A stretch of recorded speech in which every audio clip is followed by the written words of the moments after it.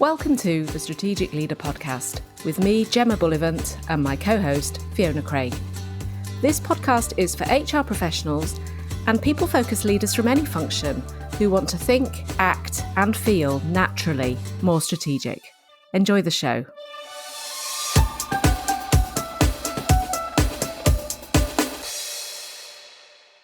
Hi everyone and welcome back. We have a slight change to our normal proceedings in this episode. Fiona's taking a really short break. She won't be away for long, and rather than listening to me droning on for 30 minutes, I've invited a fabulous colleague and I can now say friend, I believe, Jo Bamford, who I've known for many years. Hi, Gemma. It's so nice to be here. Thank you so much for inviting me to get involved with you on this. Very welcome. I'm so looking forward to this, and it's going to.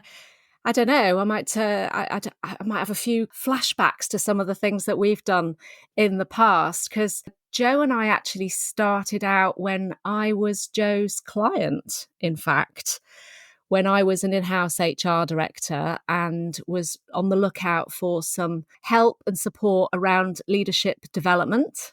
I was fortunate enough to come across Jo in that particular exercise, and we did some amazing work together and struck up a very strong working relationship that has lasted the test of time, hasn't it? Absolutely. I mean, it was a fantastic project with really fantastic outcomes, but certainly there was some fun alongside the work that we were doing together, hence the friends. We definitely had a friend connection as well as a colleague and professional one, which was just so lovely. Yeah, absolutely. And I guess one of the reasons that you came to my mind, apart from the fact that you were an obvious person for me to see if you wanted to come on and chat to us on this podcast, but your approach to conflict for me is one of the most refreshing that I've seen. And when we've co-delivered workshops and leadership development work that we've done together, we've often come at things from slightly different angles, had a slightly different perspective on things, but it has always worked so well. It typifies for me how you can actually really prosper and flourish with some very different perspectives. Absolutely. I wonder if my husband and children would say that I brought a refreshing approach to conflict. That'll be interesting if they hear this. I've learned a lot in this space. I've dealt a lot in this space with clients and particularly with teams that I've worked with. It's often been a subject that's been at the heart of what we need to work on.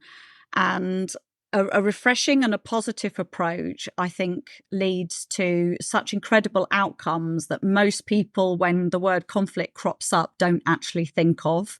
And I think that's going to be the real power of this conversation that we can chat together about, but share so beautifully, hopefully, with everybody listening.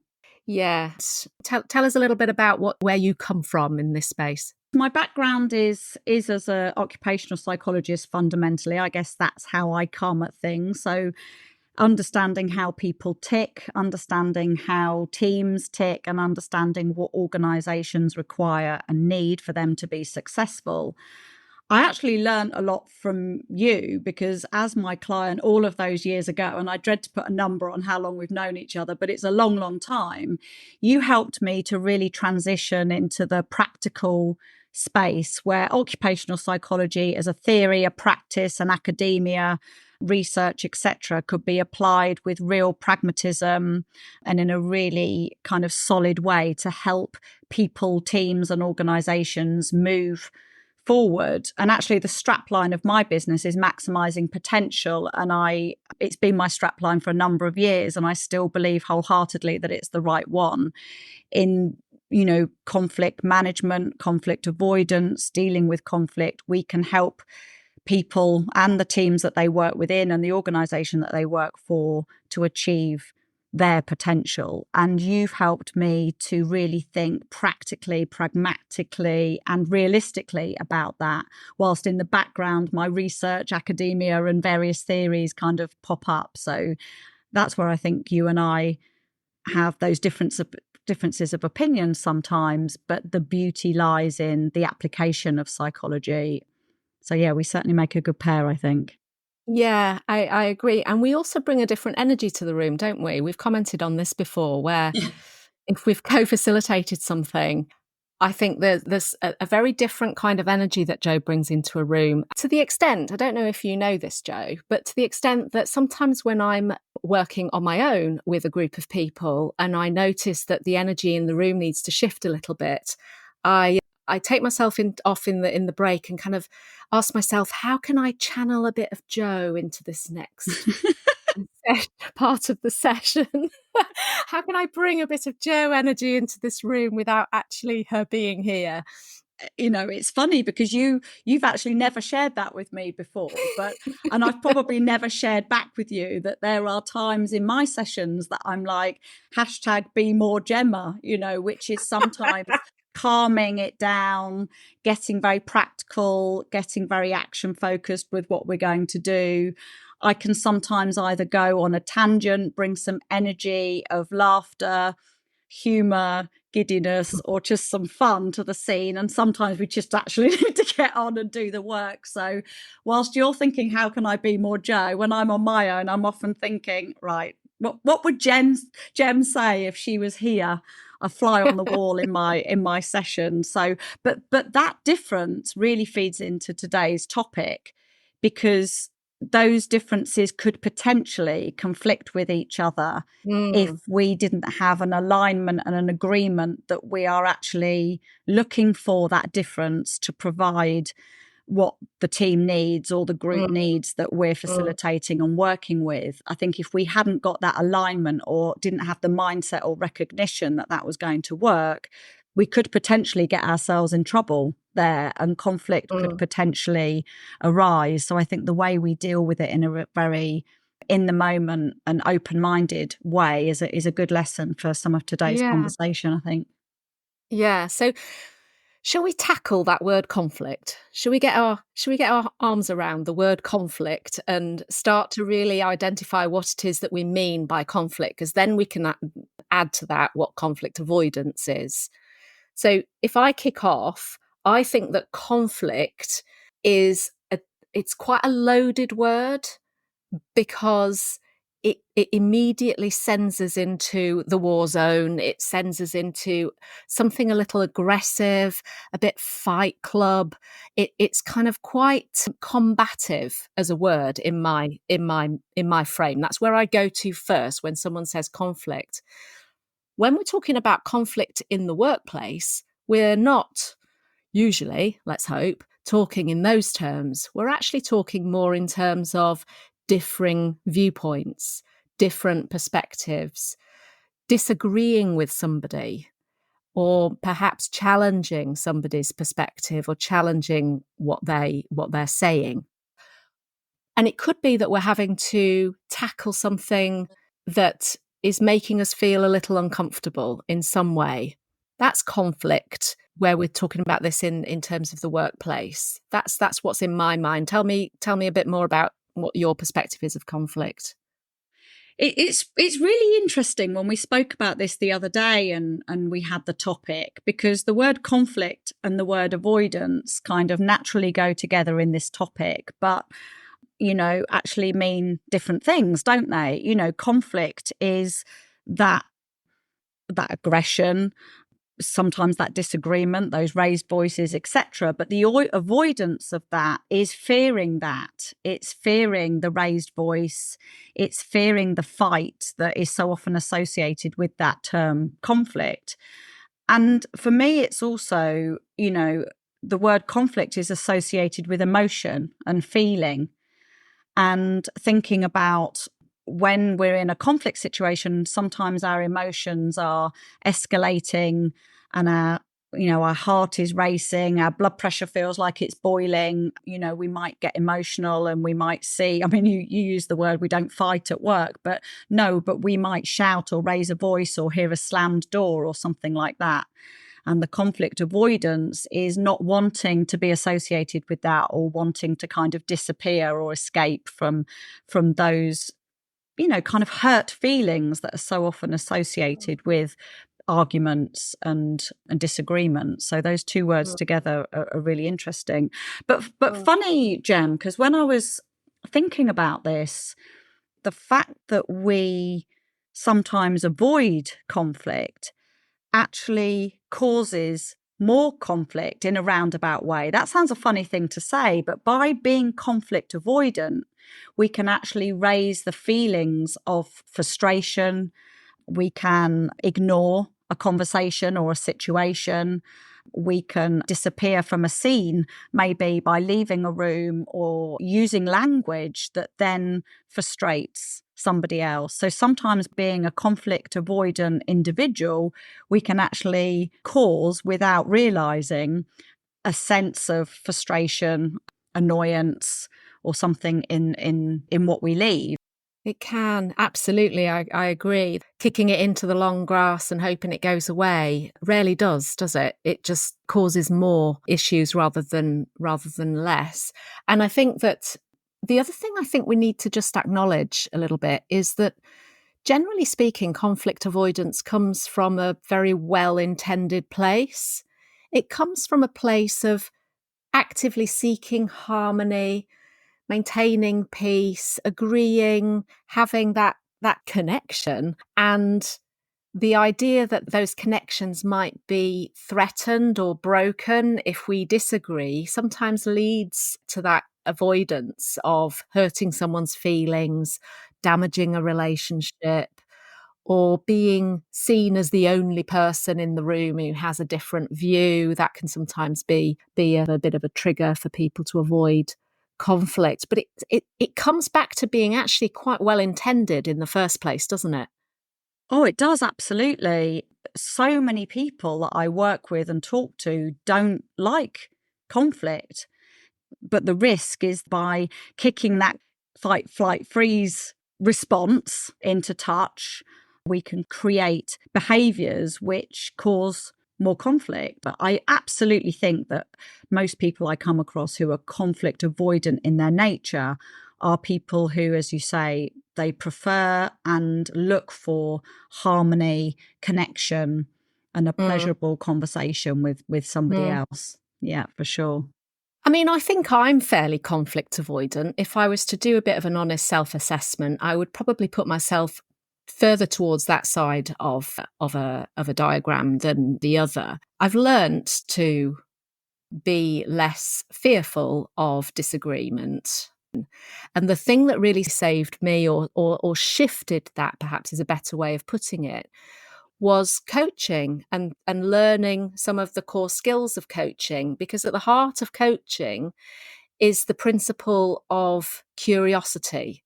It's the principle of being really interested in somebody's perspective. You don't come to that relationship, that coaching relationship, with your own stuff. You come to it in service of the person that is being coached, and learning key methods about being actively curious, I think, has really helped to dial back that fear of conflict that we're talking about. I love that. I love that share. And it makes me think about myself as a consultant and a facilitator to organizations, because I wouldn't say I look for or enjoy conflict either, but I see the benefit of perspectives being different. And if we go back to the strapline maximizing potential, we can often really achieve a greater potential by looking at differences and alternatives and exploring different ways of achieving something. Mm, And I see my role with my clients as being one which is there to push and stretch and challenge kindly, actually. mm, So the word kind is really important for me, but to challenge and question some of the perspective or situation that's going on within a team or an organization in order to improve it and to make it better. So that mm, kind of refreshing approach to conflict that you referred to earlier, which we'll touch on a little bit more later, is about me giving myself the permission to challenge kindly, thoughtfully, but also intentionally what's going on for an individual or within a team particularly, to enable those different perspectives to be discussed and talked about so that we get a better outcome at the end. And I think that's the perspective that gives me the okay, the thumbs up on conflict being a healthy and a good thing if it's managed well and it's understood and done with intention. Yeah.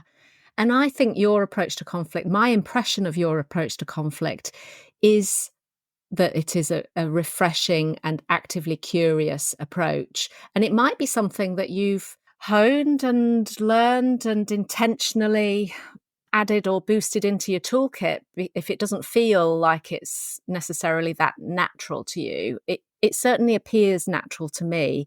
I'm thinking about a leadership workshop that we co-facilitated a few years ago, where a very key member of that group disagreed with something that you said, and quite vocally disagreed in the room. And most of the time our instinct is to try to either reason or seek a bit of harmony, get ourselves back to a place of agreement quite quickly.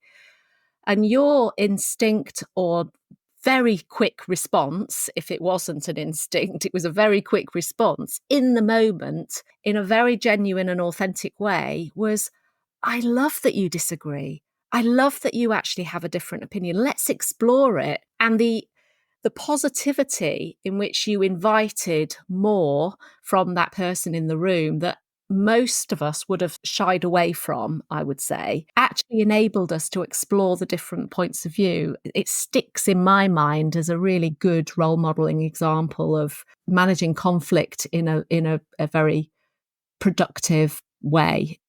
Yeah, everyone who's listening obviously can't see me really nodding in agreement and smiling, because I remember that example, very clearly. And actually, it was a very authentic response, which is I actually really enjoy somebody having a different perspective to me. I really welcome that. And I think in my younger years, I would be quite quick with either agreeing with them for the sake of avoiding the conflict, although I think most people around me would say that wasn't my natural tendency, or I would be quite speedy and quick to have a little kind of fight back and share my opinion. And now what I really enjoy doing is I really enjoy sharing the differences of opinion and putting those on the table to explore. And you used the word curious, to be curious about, so that different perspectives, different perceptions, different feelings associated with whatever we're having the conversation about can be explored. And then an even better decision can be made with the beauty of everybody's perspective. So by saying, I love that you disagree with my point, because I'd like to explore why and learn from that, and maybe you learn from that and we get to a different place, is a really kind and nice way of acknowledging that there's a difference of opinion, but that both opinions are rightfully due a place on the table and worth talking about and deserve the respect and time for discussion. And sometimes conflict avoidance comes with power, and it comes with people not wanting to say that they disagree, for example, with a boss or somebody more senior in a room. I'm coaching someone at the moment, you remind me of, that tends to go quite quiet if their boss or a senior person says something that they disagree with. They feel a real sense that they're losing control of the decision that was being discussed in the room. They also have a huge respect for seniority, this particular individual I'm thinking of. So they don't want to be disrespectful or undermine somebody. And maybe because of some past experience that they've shared with me, they don't particularly feel safe or comfortable raising that difference of opinion. But what they're missing out on is the beauty of this coachee's perspective. This person is not putting their opinion on the table. They're allowing somebody else to make decisions for them because they're avoiding the conflict. And yet this person is hugely experienced as a leader, is vastly respected in their business, and deserves to have their opinion discussed alongside their leaders. So sharing that approach of, that's a really interesting perspective. It's different to mine. Let's discuss that. Let's look at that. Or that's one way that we could decide on the outcome for this. What about this as a different perspective of things that I'm trying to encourage this person to put on the table with their boss so that they have their feet firmly there and deservedly there because they are fantastic as a leader and their opinions are as significant, as relevant and valuable, and will actually result in a better outcome if the two perspectives are shared. Yeah, that's really insightful. I can think about quite a few examples of people that I've worked with over the years that have that similar challenge. I've got a bit of a pet theory about some of these things. And one pet theory I've got, which applies to lots of things, is this tendency to think in very binary terms, and conflict naturally lends itself to two sides to an argument. There's one person's perspective, and there's another person's perspective. But you've said quite a few times, you've alluded to the fact that there might be a third outcome that in some way is informed by both perspectives. And I think that's quite a nice way of helping us, giving ourselves the permission to have a different mindset and have a different approach to conflict, in the sense that it's not necessarily about winning an argument. It's not necessarily about convincing the other person that they're wrong and you're right. It could be that it's getting the best of both into a better outcome than either of you had come up with. Oh, you remind me actually, and I think a lot of my practice and style potentially comes from this book, the Rebel Ideas book. Matthew Syed, who wrote that book, has a couple of really interesting chapters. One of them is called Rebels versus Clones. And it's about Oh, our tendency as a human being, with our human nature there at the forefront, to look for other people who think similarly to ourselves in life. So if yeah. we were at work and we were going into a meeting where there was going to be a challenging conversation, we might seek out, our friendly colleagues, our clones, the people who think similarly to us, to get their agreement or get the nod from them that this is a good topic to take to the table. And what I really like about this chapter in Syed's book is he talks about seek out the rebel and not the clone. Look for the person who's going to disagree with you. So I'll share an example with you. My business partner, who has retired now, but who I worked with for 10 or 11 years and who you also know well, Julian, he and I got on brilliantly, superbly. We were definitely clones in some ways. And if I used to share an idea with him, it could be anything from a proposal, a presentation, or just an idea, his natural reaction would be, "Oh my goodness, that's fantastic. That's great. Yes, let's run with that." And after I read the Matthew Syed book, it reminded me that I was missing a trick, because like you, Julian was a significant HR guru. He was also a training and development expert, and he had a different perspective to me. So when I just asked him, "What do you think to this?" or "Can you have a look through this proposal and share your thoughts?" he would be in agreement and go, "Yes, that's great." But if I invited the challenge, so I said, "I'm sending you this and I'd like you to pick fault in it. I'd like you to challenge it. If there's anything that you disagree with, I'd love for you to share that with me, come up with a different idea."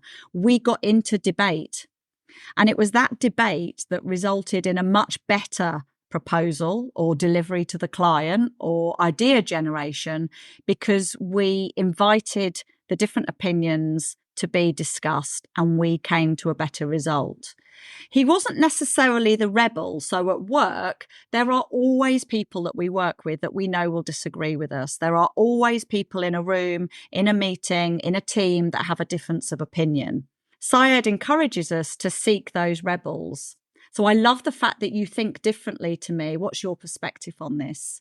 I love the fact that you approach this problem differently to me. Can you share that with me? And maybe I can incorporate some of that into my practice, and being very open-minded and reframing the conflict that we defined at the beginning of this call into something that's really valuable, really good for our personal growth, really stretching for the mind, is where I try and get to with that kind of rebel search out. Yeah. And that's what I do now, is I look for the person who's going to disagree or challenge and really enjoy a conversation with them. But I'm very open and transparent about the fact that we're thinking differently. So let's explore that. Yeah. And in some ways, that invitation for a different opinion reduces the threat, doesn't it? Because that's almost not activating our fight flight response in quite the same way, because we're inviting something.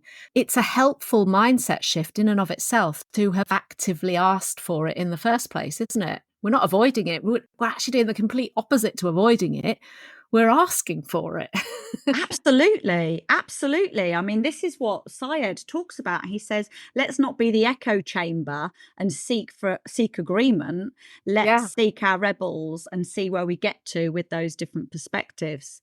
And you remind me of something that I must share, but I'm sure is a topic for another day, which is the whole subject of psychological safety, which you and I love. There's a bit about me as a psychologist that loathes a bit of the term psychological safety. But the principle in that, of course, is that by creating that sense of belonging and sense of learning, we get to a position where we can collaborate and deal with challenge. And those are the classic steps of a psychologically safe organization, which, as I say, is probably a whole topic for another day. Yeah, no, I was thinking about psychological safety as well, and you're absolutely right. It's a whole topic in and of itself. But the example of inviting challenge made me think of the example Amy Edmondson talks about in terms of the Pixar CEO. So Mm. one of the examples of an organization that gets psychological safety right is Pixar, the, Toy Story people. And the CEO actively asks the people in Pixar, the employees, to chuck stones at the latest thing before it goes near the box office. And the basis of that is, he says, I want to know about it now. I don't want to know about it at the box office. And so he's actively asking for criticism, he's actively asking for critique. And when you're doing this in a natural, everyday kind of way, it becomes a way of operating, it becomes a way of working, doesn't it? Absolutely. That's such a good example of it just being a natural preference. It becomes a Yeah. preference, it becomes a habit to seek those opinions and to respect and invite all of those different perspectives to the table and then actually Mm. do something with it. So, to channel my inner practical that you referred to earlier, I think what I might do now is just summarize some of the things I've heard today that are perhaps some practical tips to apply to overcome conflict avoidance. One of the most prominent ones that I've heard in our conversation today, Jo, is about curiosity and respect. Those two words have really resonated for me, that we recognize that conflict isn't inherently negative. So let's recognize and acknowledge that it's natural to come at things from different perspectives. I've also heard some reference to wanting to hear and listen to the other person's perspective. So really focusing on listening, focusing on understanding, inviting what that other person's view is, and obviously then listening to it. I've heard a bit about giving yourself permission to disagree, that it's okay if you disagree, that idea of having the third better outcome than the two that we've talked about. So expecting a bit of positivity, I think, is quite a powerful mindset shift as well. And your podcast is all about that strategic behavior, that strategic thinking. And if we don't face it and we don't face up to it and we don't engage in that conversation, we're going to spiral into the emotions of how we feel in that moment of the conflict, rather than the possibility to seek that kind of growth and stretch. So procrastination would be something that I would avoid. And you said something to me also about expect the best outcome. Yeah. And expect a positive outcome. So by talking about this and by acknowledging that there is a difference in opinion and by bringing that to the table, I encourage everybody to expect a positive outcome of that. It is unlikely, in my experience, to result in further conflict, but instead to result in, yes, that's interesting, let's talk about that. So practicing that empathy, standing in someone else's shoes, but also standing firmly in our own to remind ourselves what we're putting on the table, I think is a great top tip. But yeah, you're always a classic for top tips. So you've done exactly as we described at the beginning, is come in there with those very practical things at the end. So thank you for that. It's probably helpful to just think about what would happen if we reframed our approach to conflict. The next time that you feel fear of addressing something, recognize that it is fear. That's all it is a fear response. And you can choose what to do with that fear response. But what if you viewed it as something to embrace rather than fear? Fiona, in a previous episode, talked about that similarity between the feeling of fear and the feeling of excitement. So can we in some way recognize that fear might actually be you recognizing it as an opportunity to explore the differences and reach that third and better outcome? So some parting thoughts from me. Thank you, Jo, for a really interesting conversation. Absolute pleasure. I've thoroughly enjoyed the conversation. My brain is absolutely buzzing with all sorts of things that we could continue to share. And I'm honoured, and it's been a pleasure to talk about such a good topic with you today. So thank you. Thank you, and thanks for everyone for tuning in. See you next time.